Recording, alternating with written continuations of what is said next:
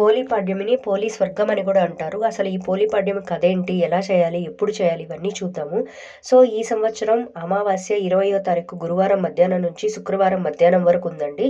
So మనం నక్షత్రాలు ఉన్నప్పుడే పోలీ స్వర్గంలో దీపాలు వదలాలన్నమాట నీటిలో. కాబట్టి సూర్యోదయం లెక్క మనం చూసుకోవాలి. సో 21 శుక్రవారం రోజు తెల్లవారుజామున 4 గంటల నుంచి 6-6:30 మధ్యలో ఈ దీపాలు అనేది నదిలో వదిలిపెట్టాలి. సో నదిలోకి వెళ్ళి వదలలేము కాబట్టి ఇంట్లోనే ఒక పాత్ర కానీ ఏదైనా తీసుకొని దాంట్లో పూలు, అక్షంతలు, పసుపు, కుంకుమ అన్నీ రాసి గంగాజలం ఉంటే గంగాజలం వేసి అక్కడ నీటిలో వదలాలి. ఎన్ని ఒత్తులు వేయాలి అనేది చాలా మందికి డౌట్ అండి. సో కార్తీక మాసం మొత్తం చేయలేని వాళ్ళు ఈ ఒక్కరోజు చేసినా కూడా ఆ పుణ్యం అనేది వస్తుందన్నమాట. సో కార్తీక మాసం మొత్తం అంటే 31 రోజు, గణపతికి 2, గంగాదేవికి 2, 35 ఒత్తులు వేస్తారండి. కావాలంటే 365 ఒత్తులు కూడా వేసుకోవచ్చు. ఇంకా పోలీస్ వర్గం కథకు వస్తే ఆల్రెడీ లాస్ట్ ఇయర్ ఎలా చేశాను అనేది నా ఛానల్లో పోస్ట్ చేశాను, చూడండి. ఇన్ షార్ట్ ఇప్పుడు చెప్తాను. సో పోలమ్మ అనేది అనే ఆమె లాస్ట్ చివరి కోడలు అనమాట. అత్తగారికి 7 మంది కొడుకులు ఉంటారు. 6 మందికి ధనవంతులు ఇంటి నుంచి కోడళ్ళని తెచ్చుకుంటుంది. సో వాళ్ళని ప్రేమగా అపురూపంగా చూసుకుంటుంది. పోలి అనే ఆమె బీదాం అనమాట. ఆమె పనులన్నీ అప్పగిచ్చి ఆమెకి గొడ్డు చాకరీ చేయించేదనమాట. పూజలు అవేమి చేయనిచ్చేది కాదు.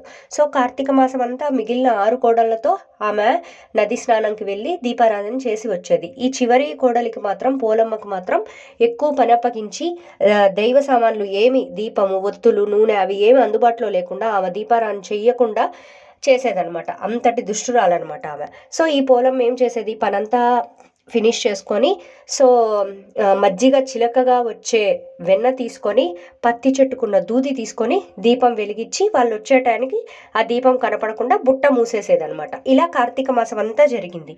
తర్వాత కార్తీక అమావాస్య అయ్యాక పక్క రోజు మార్గశిర పాడ్యమి రోజు ఇలాగే దీపారాధన చేసిందనమాట. ఆమె భక్తికి, ప్రేమకి, నిశ్చలత్వంకి దేవుడు మెచ్చి పుష్పక విమానాన్ని పంపిస్తారనమాట. విష్ణుదూతలు వచ్చి ఆమెని స్వర్గానికి తీసుకెళ్తుంటారు. ఇది ఊరంతా చూస్తారు. ఊరంతా చూసి అత్త కోడళ్ళ వెంట వాళ్ళకు కూడా చేరుతుందనమాట.